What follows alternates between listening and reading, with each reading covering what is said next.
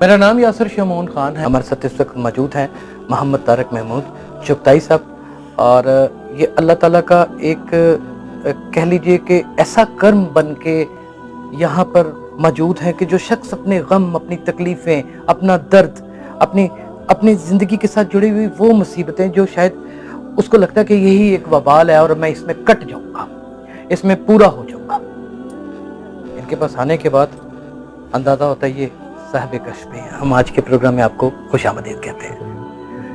اتنی خوشی محسوس ہو رہی ہے مجھے کہ میرے پاس تو وہ الفاظ قیمتی ہے ہی نہیں کہ جس کا میں اظہار کر سکوں. جناب مرشد, آپ نے وہ کون سی ایسی رسول خدا حضرت محمد مصطفیٰ صلی اللہ علیہ وآلہ وسلم کی سنت مبارکہ تھی جن کو سمجھ کر یہ سمجھا کہ میں نے اسی فقیری لائن میں ساری زندگی گزار دینی ہے. بالکل سادہ سا لباس, چہرے کے اوپر بہت خوبصورت رونق ماشاءاللہ. میرے آقا حضور سرور کونین صلی اللہ تعالی علیہ وسلم غربت, تنگ دستی, قحط, مہنگائی کا حل دے کر گئے ہیں. غربت, تنگ دستی, قحط, مہنگائی, اس کا حل دے کر گئے ہیں آج سے صدیوں پہلے. یہ اس وقت معاشرے کا نہیں, عالم کا بہت بڑا المیہ ہے, پوری دنیا کا بہت بڑا المیہ ہے. یہ غربت اور تنگ دستی اور مہنگائی پوری دنیا میں بڑھتی چلی جا رہی ہے. بالکل بڑھتی چلی جا رہی ہے. صرف آپ کے ملک میں نہیں. میرے آقا کملی والے نے اس کا حل دیا ہے آج سے 14.5 صدیاں پہلے. کیا مرشد؟ ہاں, میں عرض کروں, اور اس کا وہ حل دیا ہے کہ جو دنیا کر رہی ہے اور ان کو مل رہا ہے, حالات سنور رہے ہیں, تنگ دستیاں ختم ہو رہی ہیں, خودکشیوں اور خود سوزی کی طرف بڑھتا ہوا ذہن ٹھنڈا پڑ رہا ہے. اس کی بنیادی وجہ یہ ہے کہ معاشرہ خواہشات کی طرف بڑھا ہے. خواہشات کی طرف بہت اہم ہوتا. دیکھیں, ضروریات کی ایک حد ہے اور ضرورت پوری ہو جاتی ہے, خواہشات کی حد نہیں. خواہشات لامتناہی ہیں, لامتناہی. آپ نے جن گلیوں میں بچپن میں زندگی گزاری ہوگی, آج وہ گلیاں مارکیٹیں بن گئی ہیں.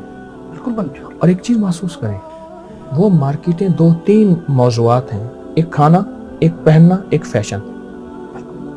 کھانا, پہننا اور فیشن, یہ 3 چیزیں ہیں جو گلیاں بھی بازاریں بن گئی ہیں, زندگی اس کے گرد گھوم رہی ہے. میرے آقا کملی والے نے, حضور نے فرمایا اپنے ایک صحابی حضرت ابو ذر کو, ابو ذر اپنے سے کم تر پہ نظر رکھ, نعمتوں کا شکر ادا ہوگا. اگر اپنے سے بڑے کو دیکھے گا, کہے گا میرے پاس یہ برانڈ نہیں, یہ چیز نہیں, یہ نہیں, اس کے پاس ہے. یہاں سے خواہشات کی ایک ہڑک اور ہوک شروع ہوتی ہے. واہ واہ, کیا خوبصورت لفظ, ہڑک اور ہوک شروع ہوتی ہے. ناظرین, یہ لفظ ہی بڑے قیمتی ہے. یہ ہڑک جو ہے وہ گردش ہے جو اندر ہونی شروع ہو جاتی ہے, اور ہوک ایک آواز خواہش کی. واہ, کیا کہنا. جی, اچھا, جب وہ شروع ہو جائے تو پھر انسان جو ہے جائز ناجائز, حلال حرام کو نہیں دیکھتا. خواہش پوری ہونی ضروری ہے. میرے آقا نے ایک لفظ فرمایا, ابو ذر اپنے سے کم تر پہ نظر رکھ, نعمتوں کا شکر ادا ہوگا. ایک دوسری چیز میرے حضور نے یہ فرمایا, آقا کی ساری احادیث کا میں ایک مفہوم 2 لفظوں میں عرض کرتا ہوں. الحمدللہ. یورپ میں آج سے کوئی 70-80 سال پہلے ایک کتاب بکی, اس کی بولی لگی اور لاکھوں ڈالر میں بولی تھی, اور بتایا کہ ایک کتاب ہوگی جس میں کائنات کے راز ہیں, اور وہ راز ہر بندہ نہیں پا سکتا. امیر رئیس نے بولی لگائی, بولی آخر جب کتاب لی اور اس بندے نے بے چینی اور بے طلبی کی کیفیت میں کتاب کو کھولا, ایک باکس, دوسرا باکس, تیسرا باکس, اس میں سے جب کتاب نکلی تو دیکھا تو سارے ورق اس کے سفید ہیں, بالکل کاغذ ہے. آخری ورق میں صرف 2 بات لکھی ہوئی ہیں, 2 لفظ لکھی ہوئی ہیں, 2 بول لکھے ہیں. وہ بول میرے آقا کی ساری احادیث, ساری سیرت کا فرمان کا نچوڑ ہے. وہ یہ ہے, اپنے آپ کو معاف کرو, دوسروں کو معاف کرو. سبحان اللہ, کیا کہنے. اپنے آپ کو معاف کرو, دوسروں کو معاف کرو. اچھا, دوسروں کو معاف کرنا سمجھ آتا ہے, درگزر کرنا. اپنے آپ کو معاف کرنا سمجھ نہیں آتا, بہت مشکل ہے. وہ یہ ہے اپنے آپ کو معاف یہ کرنا کہ ساری عمر کوستے رہنا تو بڑا کیوں نہیں بنا, تیرے پاس بڑی سواری, بڑا گھر, بڑی دولت, بڑا مال کیوں نہیں؟ اسے رب کی تقسیم سمجھ, واہ واہ واہ واہ واہ, اسے تسلیم و رضا سمجھ. واہ واہ, اللہ جو کرتا ہے صحیح کرتا ہے, میرے اللہ کی تقسیم جو ہے سچ ہے, حق ہے, خیر ہے. اپنے آپ کو یوں معاف کر. دیکھیں, محنت نہ چھوڑیں, کوشش نہ چھوڑیں. اللہ نے کائنات کو, دنیا کو, دنیا میں اسباب میں, محنت میں رکھا ہے. جناب مرشد پاک یہاں پہ ایک جزوی سوال ضرور لے لیجیے, اگر آپ مجھے کہیں تو میں عرض کروں. جی فرمائیے. خواہش ایک فطرتی عمل بھی ہے جی, اور آپ کی اس پوری گفتگو میں جو چیز سب سے زیادہ سمجھ آتی ہے وہ یہ آتی ہے کہ اللہ جس کو عزت دیتا ہے اس کی عزت کرنا ہم پر لازم ہے. کیسے ہی 100% ایسے ہے. اس کو حفظ مراتب کہتے ہیں. اس سے مناتا حفظ مراتب, حفظ سے مناتا, مرتبوں کا خیال. مرتبوں کا خیال. اللہ نے جس کو دنیا میں مال, دولت, عہدہ دیا ہے, اس کے مرتبے کا خیال کرنا یہ خوشامد کے زمرے میں نہیں آئے گا. یہ نہیں آئے گا یہ بندہ مالداروں سے ملتا ہے, غریبوں سے نہیں ملتا. نہ, میرے حضور نے بڑے بڑے سرداروں سے ملاقات کی, بڑے بڑے اس دور کے جو دنیا کے آقا تھے ان سے ملاقات کی. آپ تو آقاؤں کے آقا تھے, سبحان, اور ان کو مرتبہ دیا, اور ان کو عزت دی, اور ان کو مقام دیا. اس کو حفظ مراتب کہتے ہیں. ایک درویش نے یہاں تک لکھا کہ اگر معاشرے سے حفظ مراتب ختم ہو جائے گا, بڑے سے بڑے فتنے سر اٹھائیں گے. بڑے سے بڑے فتنے سر اٹھائیں گے, اور اٹھا رہے ہیں ہمارے سامنے. کیسے نجات حاصل کریں اس سے؟ صرف کملی والی کی سیرت پڑھیں. مجھے ایک صاحب نے کہا وقت نہیں ہے. میں نے کہا جس موبائل کو وقت دیتے ہیں اسی میں پڑھیں.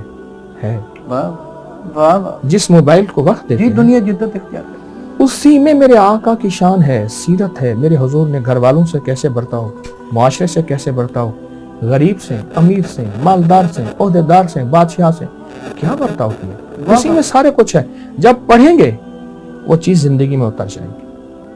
جناب کی حیات طیبہ کو سمجھنے کی ضرورت ہے. ایسے رسول خدا حضرت محمد مصطفیٰ صلی اللہ علیہ وآلہ وسلم سرور کونین آقا دو جہاں ہے, رحمت العالمین ہے. وہ صرف ہمارے نہیں, دنیا کے تمام مذاہب میں رہنے والے تمام افراد کے لیے ایک رحمت ہے. مرتبے کا حامل انسان ہو جناب مرشد, یا کوئی عام انسان ہو, اس کے مسئلے ایک دوسرے سے ملے جلے ہوتے ہیں. میں نے بڑے بڑے امیر ساتھوں اور بہت بہت غربا کی بچیوں کی شادیاں نہ ہوتے ہوئے دیکھا. خوبصورت بھی ہوتی ہیں, کوئی کمی بھی ان کے اندر نہیں ہوتی, ضرورت کے مطابق تعلیم بھی ان کے پاس ہوتی ہے, اپنی حیثیت کے مطابق جہیز بھی دے پاتے ہیں ان کے والدین, لیکن رشتے ہی نہیں آتے ان کے. یہ کہاں پر اجلت ہو جاتی ہے, کہاں پر غلطی ہو جاتی ہے, وہ کون سی ایسی چیز ہے جسے درست کیا جائے؟ دو چیزیں بیان کروں گا, ایک اسباب کی دنیا میں, ایک روحانیت کی دنیا میں. سب سے بڑی رکاوٹ یہ ہوتی ہے کہ میری بیٹی یہ ڈگری حاصل کرے گی, رشتے آ رہے ہیں لیکن اس ڈگری کے بعد رشتہ کروں گا, وہ عمر گزر جاتی ہے. پہلی بات صحیح, ڈگری پاتے پاتے پاتے پاتے یہ علم جاب حاصل کرنے کا تقاضا ہے, اس کے مرحلے ہیں. میں کہتا ہوں ساری عمر کریں, جی جی, لیکن شادی کی عمر ساری نہیں ہے. ساری, واہ. ایک دوسرا, ہم نے اس قوم میں نہیں کرنا, ہماری قوم یہ ہے. دو چیز. پھر خواہش. تیسری چیز یہ ہے کہ یہ بندہ ہے ٹھیک لیکن وہ ہمارے معیار کے نہیں ہے, چھوٹی گلی میں رہتے ہیں, سٹینڈرڈ. ٹھیک. یہ اسباب ہیں جو تاخیر کی شادی کی وجہ ہے. دوسری چیز روحانی طور پہ اسباب, جی روحانی, کیونکہ اسباب کا اختیار کرنا بھی نہایت لازم ہے. صحیح, ہر چیز جادو نہیں, ہر چیز جنات نہیں, ہر چیز نظر بد نہیں. نفسیاتی رویے, ذہنی خلجان, ہماری سوچیں, ہماری بد احتیاطیں یہ بھی زندگی کے حصے میں شامل ہیں, زندگی کا طرز عمل. دوسری چیز جو ہے وہ ہے جنات کی نظر بد. جنات کی نظر بد, انسانوں کی نظر بد سمجھ آتی ہے, جنات کی نظر بد سمجھ نہیں آتی. اچھا, اس میں بھی وضاحت کروں گا. ہماری ناواقفیت ہے, ہم کہتے ہیں جی انگریزوں کو جادو, جنات, نظر بد وغیرہ وغیرہ نہیں ہوتی, ہمیں ہوتی ہے. یہ ہماری ناواقفیت ہے. میں نے گوروں کی اب تک سینکڑوں کتابیں اپنی اپری کی سائٹ پہ جمع کر کے رکھی ہیں, اور مزید کر رہا ہوں کہ گوروں کو جادو, جنات, نظر بد ہوا evil eye, bad eye, black magic. اور پھر ان کے ساتھ کیا ہوا, انہوں نے اپنی ابیتیاں لکھی ہیں, میں جمع کر رہا ہوں, سینکڑوں جمع کر چکا ہوں. الحمدللہ. تو جنات کی نظر بد خاص طور پہ خواتین کے بال, ہاں, ان کے نسوانی اعضاء, بس نسوانی حسن بھی اعضاء, اس پہ بہت زیادہ جنات اس کے دیوانے ہیں. اور وہ نظر جب لگتی ہے تو جناتی اور شیطانی چیزیں پھر کسی کو قریب نہیں آنے دیتی, کہتے ہیں رشتے ٹوٹ جاتے ہیں, رشتے ٹوٹ جاتے ہیں. ہاں, آتے ہیں دیکھ کے کھا پی کے چلے جاتے ہیں. جنات عاشق ہو جاتے ہیں بہت زیادہ خواتین کے. اگر کسی کو میری بات سمجھ نہ آئے تو گوروں کی سائٹیں اٹھا کے دیکھے.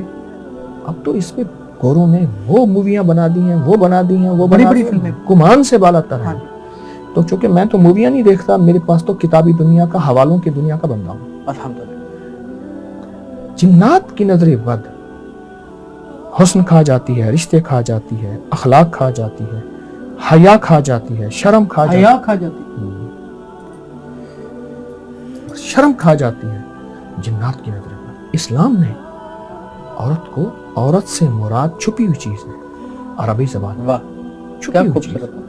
3 چیزیں چھپا کے رکھنی چاہیے, دولت, عورت, کھانا. یہ 3 چیزیں ڈھکی اچھی ہیں.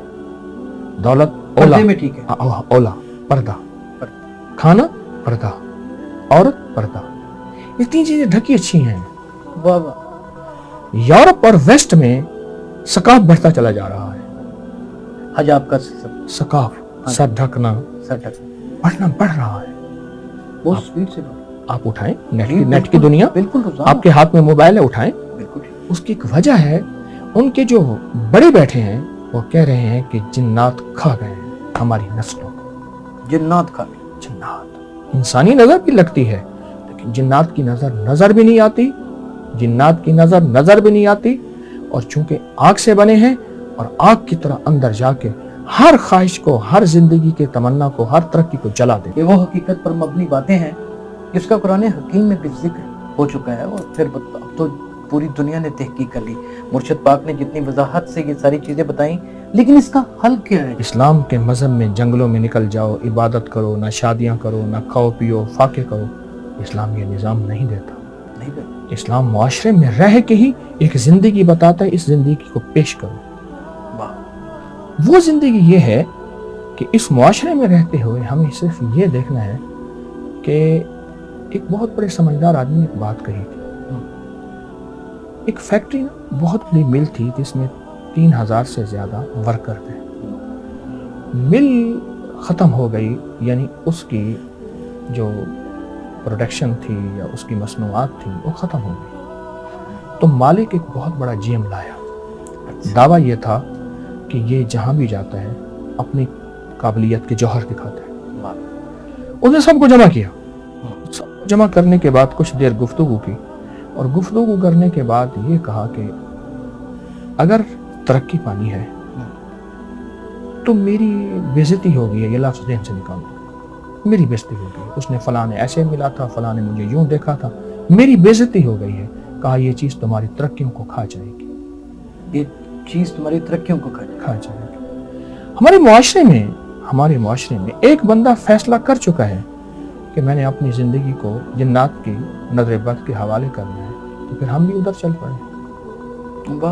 دیکھیے, آپ کے معاشرے میں پاگل خانے اب بننا شروع ہوئے ہیں. وہ ایک انگریز دور کے تھے, اب بڑھ رہے ہیں. ایک اولڈ ہاؤس بڑھ رہے ہیں, جبکہ جس معاشرے میں سے یہ چیزیں آئی ہیں وہاں پل پل پاگل خانے ہیں, اولڈ ہاؤس ہیں, خودکشیوں کے لیے سرکاری اجازتیں ہیں, سرکاری باقاعدہ درخواست دیں کہ میں نہیں جینا چاہتا.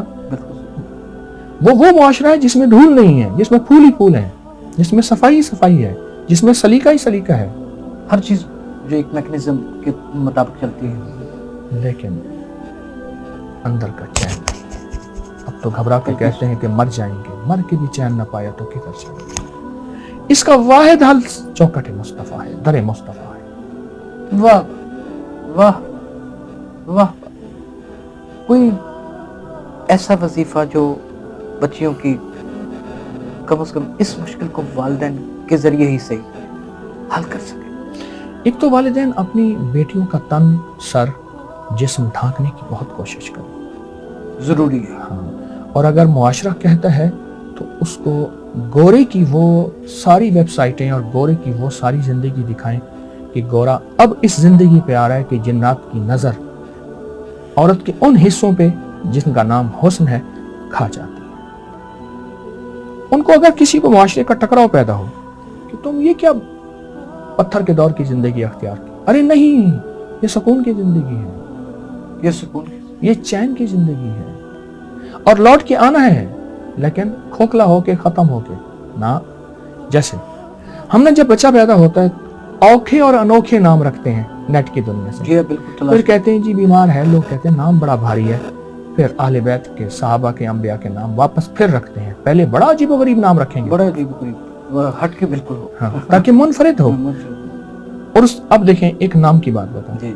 ایک درویش مجھ سے کہنے لگے، ایک بندہ آیا، اس کا بچہ ہمیشہ چوٹیں لگتی تھی، بیمار ہوتا تھا، تکلیف میں ہوتا تھا، مسائل میں ہوتا تھا بہت زیادہ اس کا بچہ.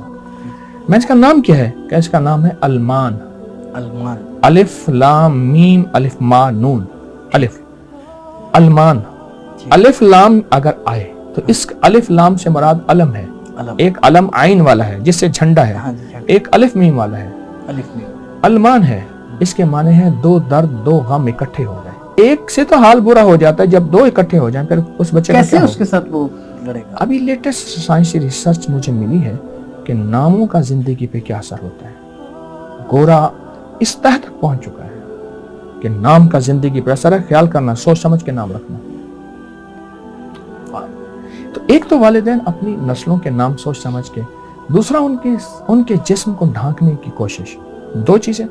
اور تیسرا جو ہے ایک عمل دیتا ہوں، اور وہ عمل بہت طاقتور ہے. سورۃ آل عمران کی پہلی 2 آیات، الف لام میم اللہ لا الہ الا هو الحی القیوم.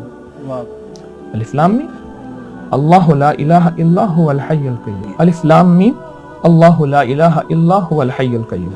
بس یہ 2 آیات سورۃ آل عمران کی اگر 313 دفعہ صبح شام توجہ دھیان سے بیٹھ کے جس بچی کا رشتہ کرنا ہو اس کی شرٹ کو جائے نماز بنا لے، اس کی شرٹ کو قمیض، بنیان، شمیز دھلی ہوئی پرانی ہو، بالکل ٹھیک، یعنی اس کے اوپر بیٹھ جائے، وہ خود بیٹھ جائے، والدہ بیٹھ جائے. کوئی وقت بھی مقرر ہو، صبح شام، صبح شام، صبح شام.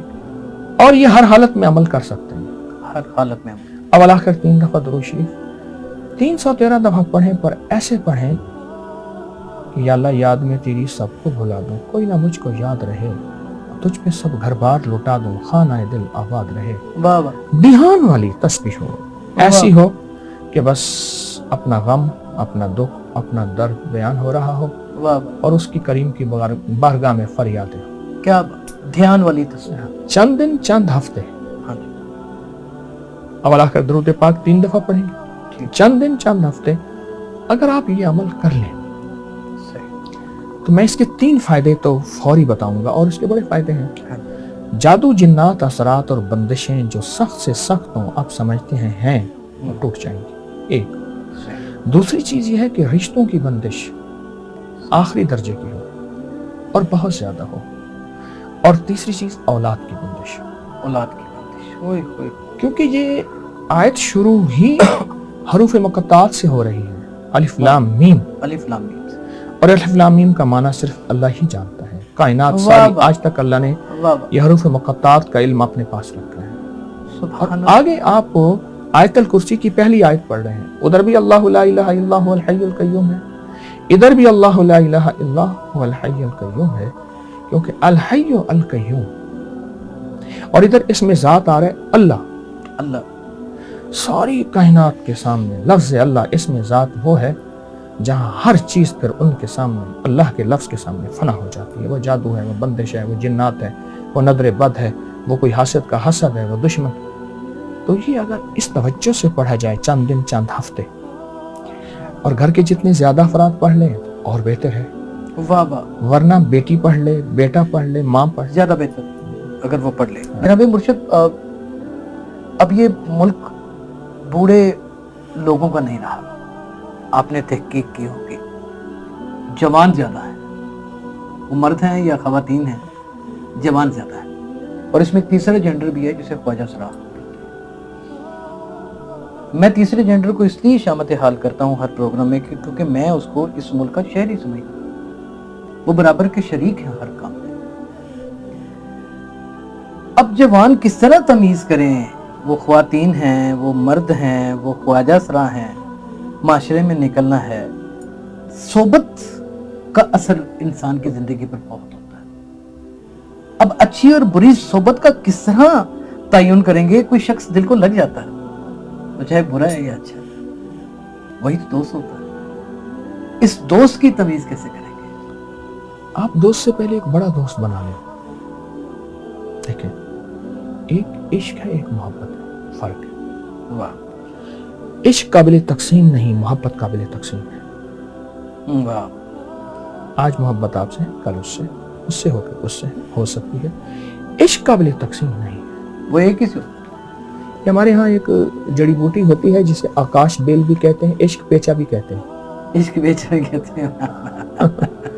وہ جس درخت پہ ڈال دی جائے، لمبی لمبی تاریں ہوتی ہیں، تو وہ اسی درخت کو، اور وہ درخت اس کا عاشق ہوتا ہے، اپنا سب کچھ اسی کو کھلا دیتا ہے. اور خاص طور پہ بیری کا درخت. واہ واہ، یہ پہلی بات سن رہے ہیں. ہاں، اسی کو کھلا دیتا ہے. عشق قابل تقسیم نہیں ہے، محبت قابل تقسیم. انہوں نے کہا میرا پہلے اس سے پیار تھا، بس نہیں، اب یہاں ہے. ٹھیک، ایسے بالکل ایسے.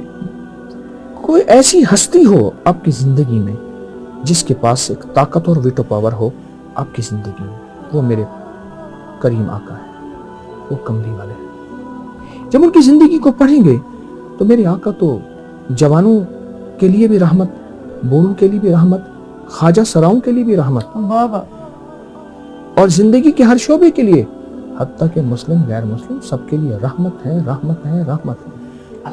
اچھا، جب اس زندگی کو پڑھیں گے نا، پھر اس زندگی میں آپ کو ایک ایسی زندگی ملے گی کہ آپ کہیں گے جو راہیں ہیں میری محبت کی ہیں. میں ذرا بڑوں سے پوچھ لوں کہ یہ محبت کی راہوں کا انجام کیا ہوگا، بڑے ایک پل میں انجام بتا دیں گے.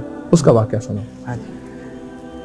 ایک بابا جی پڑھنے لگے تو کہنے لگے بیٹا دولت بہت زیادہ ہے، کبھی شراب کے بارے میں دل آئے نا بے شک پینا، لیکن پہلے جہاں بنتا ہے وہاں چلے جانا، چند دن وہاں رہنا، مزدوری کرنا، پھر شراب پی لینا، اپنی مرضی کر لینا. اور اگر جوئے کا ذہن میں آئے، من میں آئے، تو پھر ایسا کرنا، پرانے کسی جواری کے پاس جانا. بابا جی وصیت کر کے چلے گئے، مال دولت بہت چھوڑ گئے. بیٹے کو شراب کی طلب ہوئی تو اس شراب خانے میں گیا جہاں شراب بنتا ہے. 2-3 دن وہاں رہا تو دیکھا کہ یہ کیڑے غلاظت، اس سے شراب بنتا ہے اس بھٹی میں. ہاں، اس کو ایسی کراہت ہو گئی، وہاں سے چلا گیا. اب گیا جواری کے پاس، ایک پرانا جواری بیٹا تھا جو ٹھیکری پہ ٹھیکری مار رہا تھا. یہ کیا؟ انہوں نے کہا بیٹا سب گھر پھونک تماشا دیکھ، سب کچھ پھونک بیٹھا ہوں، شراب تاش کے پتے تک نہیں رہے، عادت پوری کرنے کے لیے ٹھیکری پہ ٹھیکری مار رہا ہوں. سب سے بڑا جواری تو وہی ہوا نا جو سب کچھ ہار چکا. اپنی زندگی میں کوئی ایسی طاقتور ہستی کو، باکمال ہستی کو شامل کریں. اگر ہمارا راستہ ہٹ بھی رہا ہے جسے ڈی ٹریک، وہاں پھر ایک کانٹا مین ہو. وہ کانٹا مین کیا ہے پتہ کیا ہے؟ یہ ٹرین نا چلتی ہے، آگے یہ ایک لائن ایسی ہوتی ہے جو بند ہو جاتی ہے. ٹرین اگر غلطی سے اس پہ چڑھ بھی جاتی ہے، کانٹا مین یوں پکڑ کے کانٹا بدلتا ہے، اس کو اصل لائن پہ چڑھا دیتا ہے. بالکل صحیح. ٹنوں، سینکڑوں، ہزاروں ٹنوں وزنی ٹرین ایک کانٹا مین یوں پکڑ کے اصل کانٹے پہ 70-80 بوگیاں لگی ایسے اس پہ چڑھا دیتا ہے. کانٹا مین اپنی زندگی میں ضرور ہونا چاہیے. اگر ہم مرشد ہونا چاہیے، اپنے کسی شوق سے، اپنے کسی ولولے سے، اپنی کسی پسند سے کہیں زندگی کا کوئی رخ اختیار کر بھی چکے ہیں، ایسا کانٹا مین ہو کہ ایسے پل میں ہمیں اصل راہ. سبحان اللہ، واہ. اس کا مطلب کہ بے استادہ ہمیشہ ہدایت سے محروم رہتا ہے.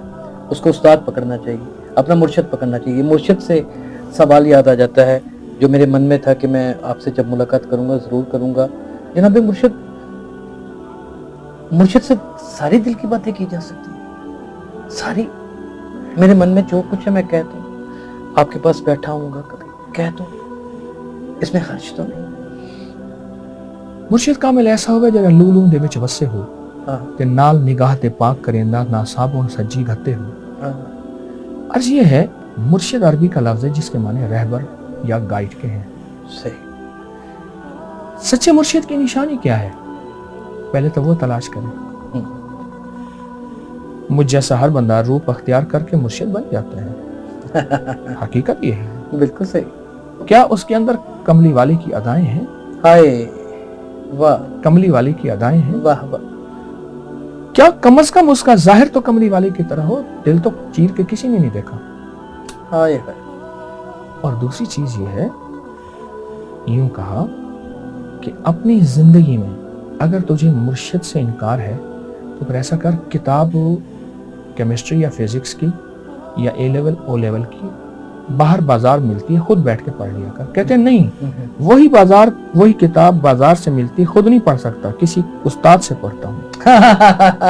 वाह वाह। किताब जिंदगी भी, किताब जिंदगी भी किसी उस्ताद से पढ़नी, रोज मर्रा की जिंदगी गुजारने के तरीके।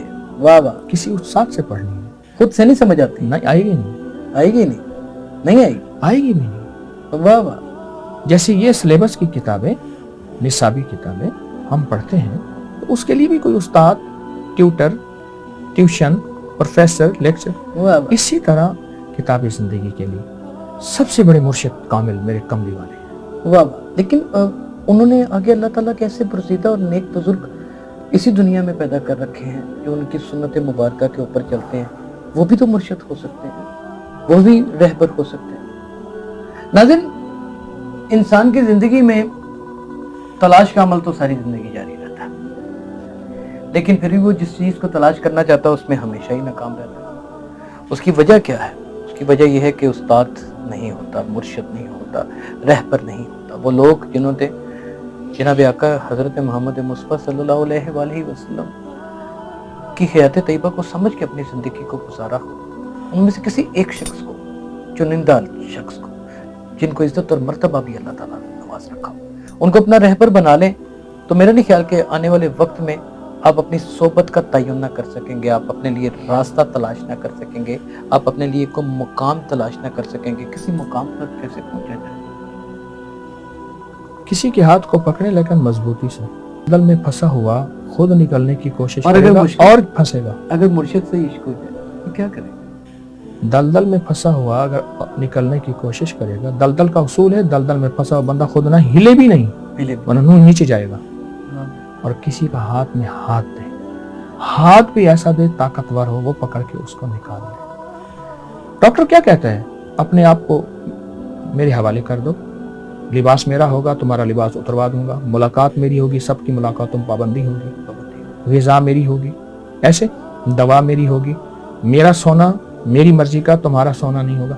डॉक्टर कहते हैं अपने आप को, अस्पताल कहता है अपने आप को मेरे हवाले कर दो, हवाले कर देते हैं और बल्कि उसका शुक्रिया अदा करते हैं। वो सुइयां मार रहा है टेस्टों के नाम पे, शुक्रिया अदा करते हैं।